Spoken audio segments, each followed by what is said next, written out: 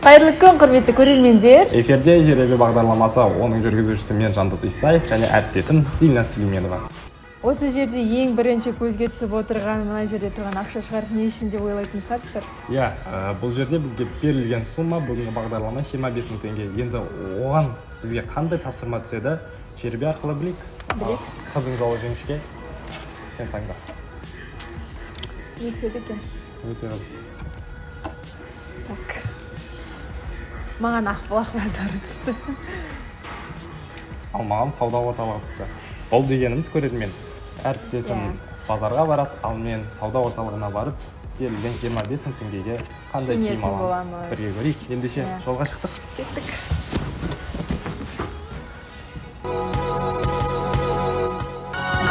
Жеребеде таңдалғандай, біз қазір Ақбұлақ базарына келдік. Қазір 25 мың теңгеге қалай киінуге болатын бірге көретін боламыз. Ендеше кеттік.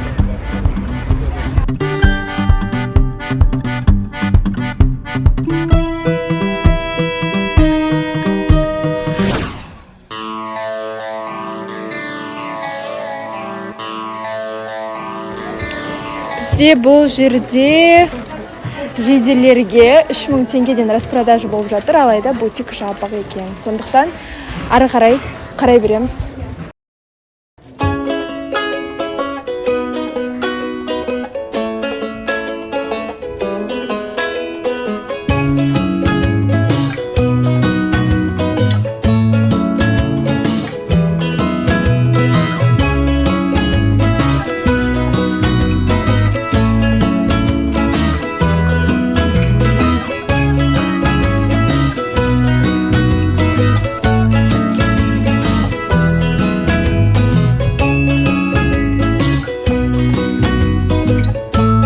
Бізде бұл кофтаның бағасы 5500 теңге, бірақ бізге жеңілдікпен 5000 теңгеге береді.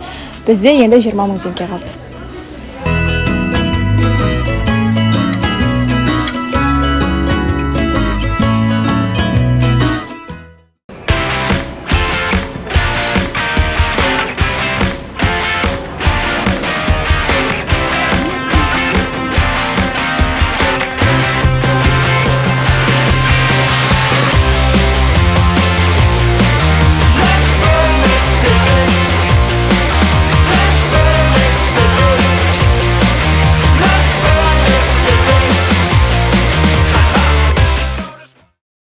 Көрермен, маған ойлана келе ең бастапқыда аяқ киім қымбат болғандықтан ең бірінші ақшамның көбін аяқ киімге кетіруді жөн көрдім.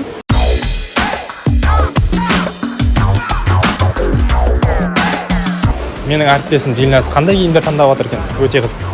Мүмкін қазір күз айы болғандықтан қысқы жаңа үлгідегі заманауи кроссовкілерді көреміз. Қалай ойлайсың, Жәнібек?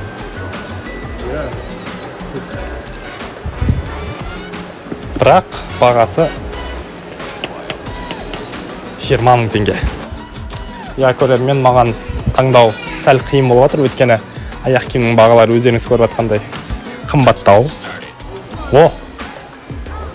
Мына жерде 8 мың теңгеге таптым. Бүгінде мен өзім қалағанымдай классика үлгіде киінетін болам, сондықтан да бұл маған зор мүмкіндік деп ойлаймын. Құрметті көрермен, менің енді шұлығым ақ түсті болғандықтан әрине бүгінгі таңдап отқан аяқ киімге сай келмейді. Бірақ дегенмен де қазір мен астыма қыр шалбар, яғни классика түрді шалбар қараған кезде жақсы келетін сияқты. Бірақ енді ақ шұлықпен кимеңіздер. Менің сіздерге берер кеңесім. Мінекей 8 мың теңгеге туфлиімізді алдық. Енді әрі қарай жейдемен шалбар алуға барамыз. Бізбен бірге болыңыздар.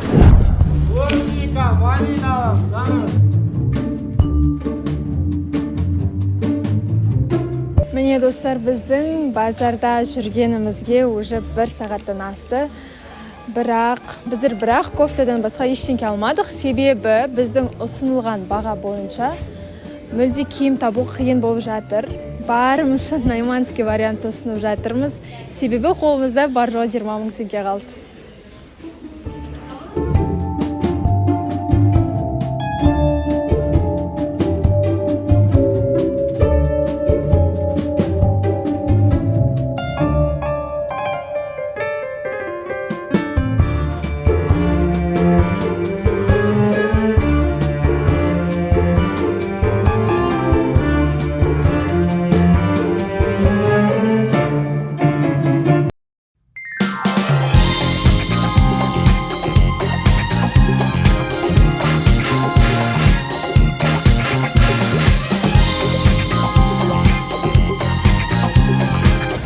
міне бұл дүкенде жүргеніме біраз уақыт өтті, бірақ мен өзіме керекті киімдер таппай жатырмын.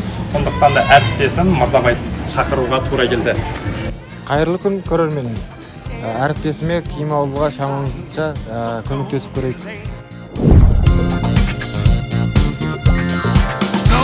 Your dancing shoes on.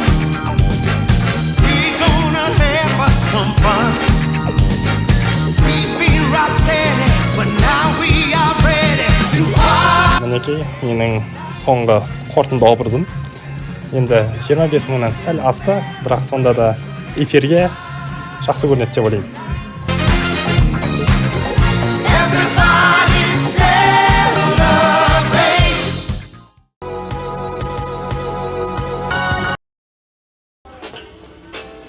Құрметті көрермендер, бұл шалбардың бағасы негізі 8.000 теңге, алайда мен оны қазір 7.000 теңгеге алғалы жатырмын.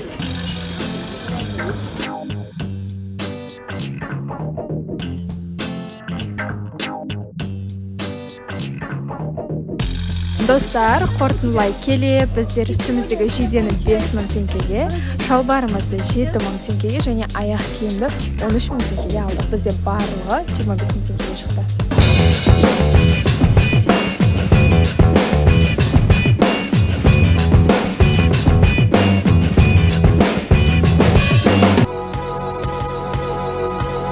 Көріп тұрғандарыңыздай, шаршап тұрғаным түрімнен де көрініп тұрған шығар. Ал әріптесім Дильназ қалай? Қанша бағаға киінді? Бірге көрейік. Көрермен, бүгін өздеріңіз көргендей Ақбұлақ базарынан 25.000 теңгеге осынша киім алам деп ойламаппын. Сәл шаршағаным болмаса, алайда шопинг ойдағыдай шықты.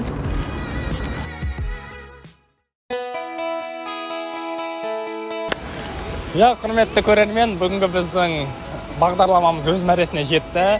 Біз сауда жасаймыз деп күннің қалай батқанын да білмей қалдық. Мен Ақбұлақ базарынан 25.000 теңгеге толықтай киім шықтым. Ал сен ше, Жандос? Мен берілген сомадан 1-2 теңге қымбат қалдым. Дегенмен де саған қарағанда мен сапалы киінген сияқтымын. Бірақ сапалы киінсең де бұл бәсекелесте менің ұтқаным анық. Құрметті көрермен, бүгінгі біздің бағдарлама шығарылымы өз мәресіне жетті. Келесі кездескенше аман сау болыңыздар.